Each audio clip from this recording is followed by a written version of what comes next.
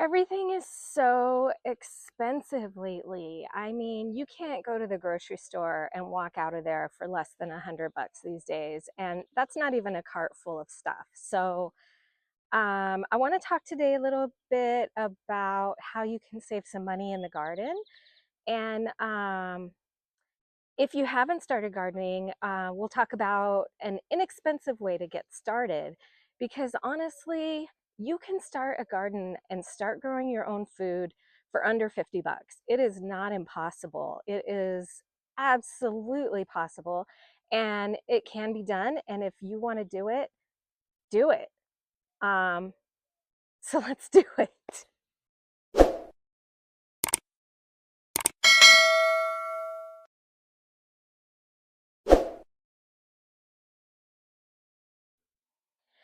Welcome back to the Welcome back to the Spooky Small Space Garden. I'm Tish, and I am a small space container gardener in the low desert of Phoenix, Arizona, Zone 10A. Specifically growing in grow bags and one raised bed. And today we're going to do a little garden tour, and we're going to talk about how you can make things a little less expensive when it comes to starting a garden or maintaining a garden. And I'm going to go over both because there are a couple of things that I'm switching up this year um, to do just that, maintaining my garden and just keeping it lush and beautiful and not spending a lot of money to do it. In fact, a lot of what I'm doing is not going to cost me a thing. So with that said, we'll do a quick garden tour. Not much has changed since the last video, a couple things here and there, but let's get to it. All right, we're going to start with a quick little garden tour and just to show you what's going on recently. Got a tepary bean that's looking great. I've got another one popping up right here. And I may put a few more seeds down. It looks like those are slow to germinate, but you know what? It's fine. I've got a couple in here doing well. Again, I'm not watering these until they show signs of stress because they are extremely drought tolerant. So we're going to let those continue.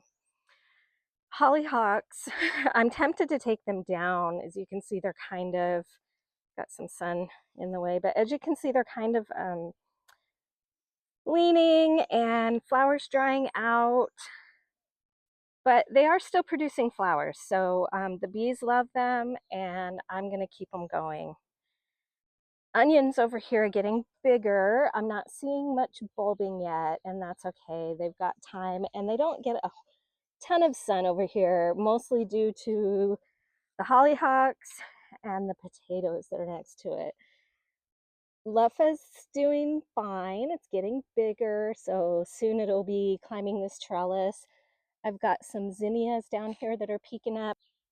Oh my gosh, you guys, these potatoes. I am so very proud of these potatoes. This is my third time growing them, and I've never had the plants look so lush and beautiful before. I mean, this one over here is starting to reach about 3 to 4 feet tall, and it looks like something's been munching on it right here. But that's okay because, I mean, look at these plants. Craziness. And these are russet potatoes. And I'm thinking that after I harvest these, I think I've got a plan going. Anyway, I've got a bush bean under here. I've got one over here, and I did plant several more in the front of these bags, and I think they're just not getting anything. They're not germinating, and likely because they're getting too much shade from these potatoes. So I've decided, well, I've kind of decided, you guys know how it goes with gardening. I mean, you make a decision and the next day you're changing your mind. So I think what I'm going to do is when these potatoes die back and are ready to harvest, and once I get them all pulled out, I think that I'm going to go ahead and I'm going to plant bush beans in here in place of the potatoes. Not necessarily bush beans, actually. I'm going to plant yard long beans, and I'll probably I'll stake them up and I'll show you what I'm going to do when we get to that. But anyway, like I said, I will probably change my mind. Got another bush bean down here. Watermelon slow growing, but it is growing. Again, I'm sure it's because it's getting too much shade. Back here, onions are still doing their thing. Again, probably too much shade, and I'm just going to let them continue to grow. I don't really need that space. The corn, we've got a bean coming in here. Pretty cool. And I believe back here, it looks like that might be either, I forget what I did, either pumpkin, squash, or a pumpkin, watermelon, or zucchini is what I'm trying to say. So I do have all the three sisters planted in here. And you guys, this corn looks so beautiful. Just a beautiful color. It's been getting fish emulsion weekly. And as you can see, the beans are just climbing right up there. Oregano still needs a haircut, and I'll get to that eventually. Let's go over here. So over here we've got the cantaloupe. My chimayo melon is peeping through the soil, so we'll have that climb in the trellis in no time. Not seeing anything else up except for maybe some alyssum, and that's just fine. My stevia, again, is still small. But now that it's getting more sunlight, I'm hoping that it will produce more.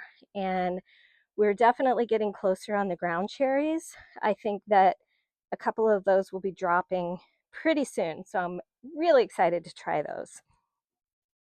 I cut the parsley back a little bit and it's starting to get bigger. And again, I have parsley in the raised bed too. So I'm fine with that. I am so proud of these San Marzano tomatoes.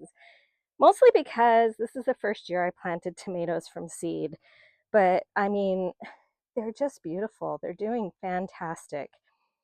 One of the things that I'm doing differently this year is with fertilizing, something I was not very good at last year. So last year when I grew tomatoes, now don't get me wrong, I had a beautiful harvest, some really nice looking plants. And the one thing I did not do was probably give it the best nutrients. Now, I did compost, and I'll continue to compost once a month because, again, grow bags and really any containers are going to lose a lot more nutrients than if you grow in ground or in a raised bed, or sometimes even in a raised bed, you're going to lose nutrients. So I compost once a month. And in addition, for these tomatoes, I am adding bone meal, and that's going to give them a boost of calcium and phosphorus. I'm just sprinkling that along the topsoil. I mix it in a little bit and then I water it in. And it's not going to be an immediate use for the tomatoes because it does have to get in there and break down. And that's fine because it will help. And it's going to help with producing fruit and, again, preventing that blossom end rot, which I did get quite a bit of last year, but again, I still had a beautiful harvest. And like I mentioned last time, giving this pepper a haircut, really, I mean, honestly, I really cut it back. And as you can see, it's looking beautiful again. So I'm happy with that. Nasturtiums apparently aren't minding the heat because they are still continuing to take off. Mint, doing fabulous. Got some pole beans doing great, making their way up the skeleton. We've got the poblano pepper, again, doing great. And I also am adding bone meal to that as well. You can see all the little marigold seeds popping up. Another San Marzano tomato looking great. Over here, we have the Brad's Atomic Grape. And look at that. We have our first tomato. I'm going to zoom in on that because the color is just beautiful. You can see the purple stripes in it already. So I'm really excited for that to take off. And this plant seems to have a little bit of curl to the leaves. And I don't know if that's normal for this tomato or if there's something else going on with it. But again, it did get some bone meal, some compost topped off, got some flowers in there. I also added basil around the tomatoes, so that will help repel pests as well. All right, so now getting to one of the things that I'm going to be switching up. Um, let's talk about compost, because if you've been here before, you know how I feel about compost. I mean, it's magical. It's free. Number one, it's free. You can create compost for free. There goes my lid. And compost is one of the best things you can give to your soil, to your plants. It provides so many nutrients. And again, it's free. You make it for free. There's nothing better than that. So let me show you one of the things I'm switching up. Let me show you the compost first of all. All right, so I did mix this and wet it down yesterday, so it's pretty moist. But one of the things I'm doing differently, as you can see, all of the eggshells in here. So in the past, I just basically crunch up my eggshells and throw them in the compost. Well, I'm going to switch that up. All right, so one of the things that I'm going to be doing differently is, instead of just crunching up and throwing the eggshells into the compost and letting them take years to break down, because it will take years, I want it to be just a little bit quicker. So I'm going to start saving my eggshells. Rinse them off, make sure they're clean. The wind just knocked my compost lid down. That was what that bang was. Anyway, I'm going to be grinding those up into powder, and then I'll sprinkle that powder around my peppers and tomato plants. And I just showed you that I'm using bone meal right now, because I did purchase a package of bone meal, and I will use it up.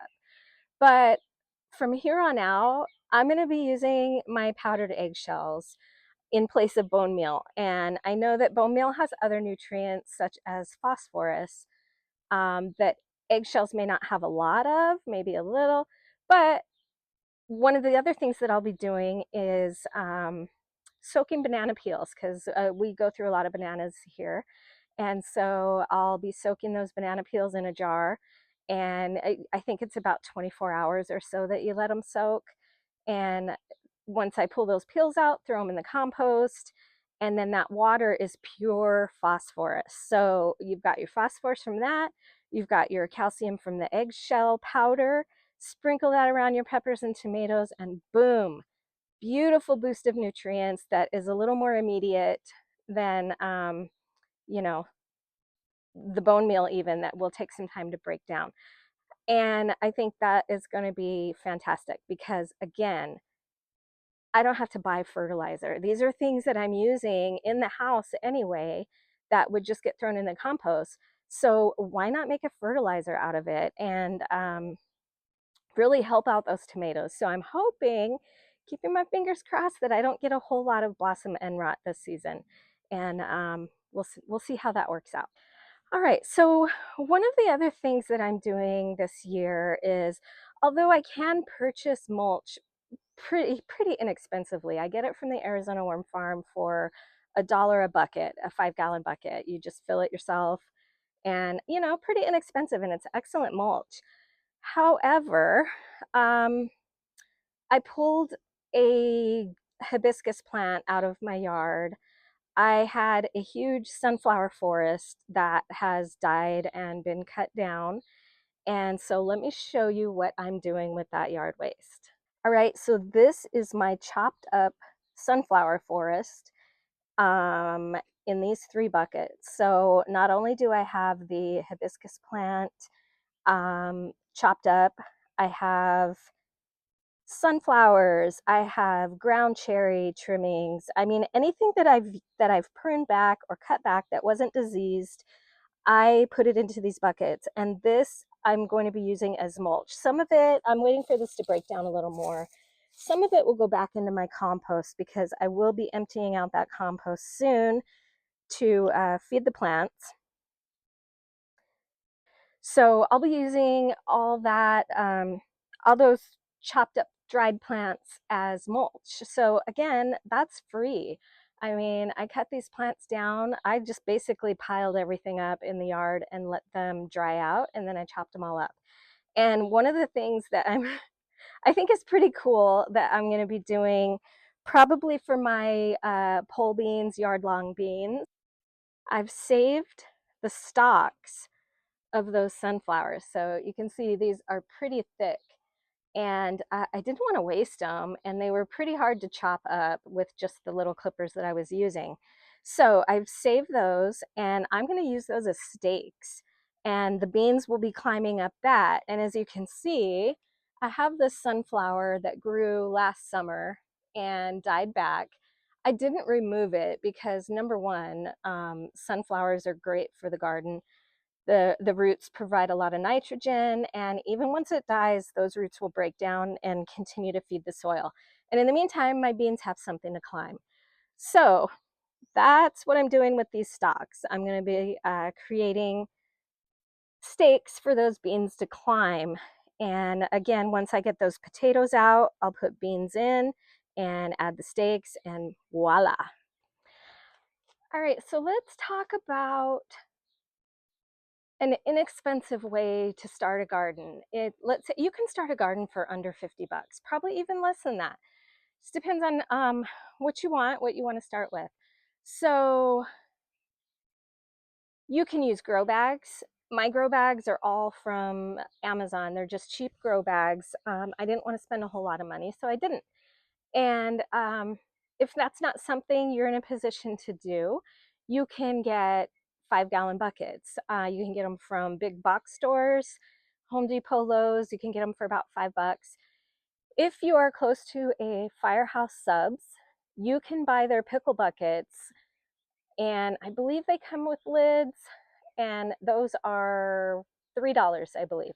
So I've gotten quite a few of those. I have a mix of both, but I use them all the time. As you saw before, I use them to hold mulch, to hold extra compost, whatever I need. So I have them all over the garden. When I do buy mulch, I take them and fill them up. And so they're very useful.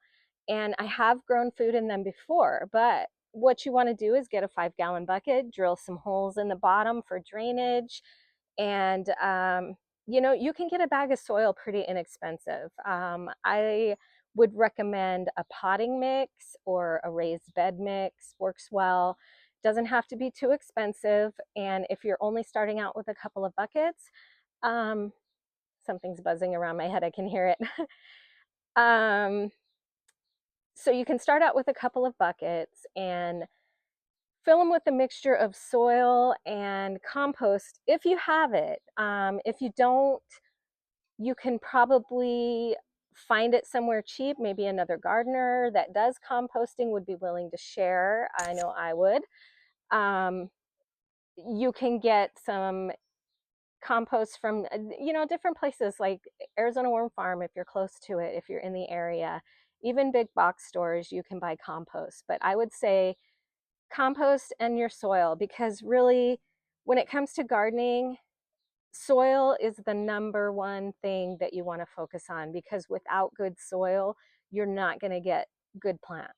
So soil is the number one thing. And so I always enrich my soil with compost, worm castings if I have them. If I don't, that's fine. Compost would do just great. But you want to make sure you have good drainage, you have good soil. So start with the 5-gallon bucket. You can throw a tomato in there and it would grow beautifully. So seeds, you can get seeds really cheap. I mean, 3 for $1.50 at the dollar store. And I have grown dollar store seeds, and they've been fine. They're, sometimes they're hit or miss, but for the most part, they're fine. Also, go to your local library. You can get free seeds at your local library. Free, absolutely free. And a lot of different varieties, flowers, vegetables, all kinds of stuff.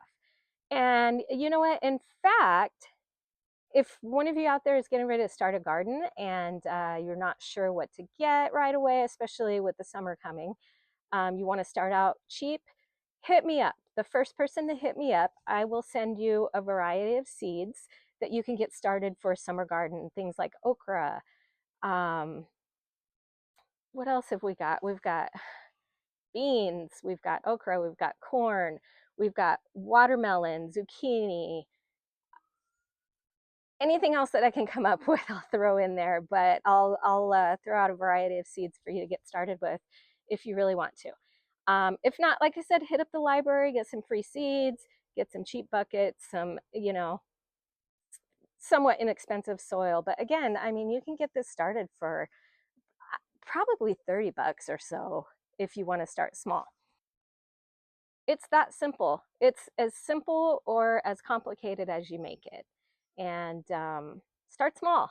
I started really small. I started with just a couple of grow bags and a tomato and a pepper and I believe a zucchini. So yeah, I started very small, and it's grown from there, but it's still small enough that it's manageable for me.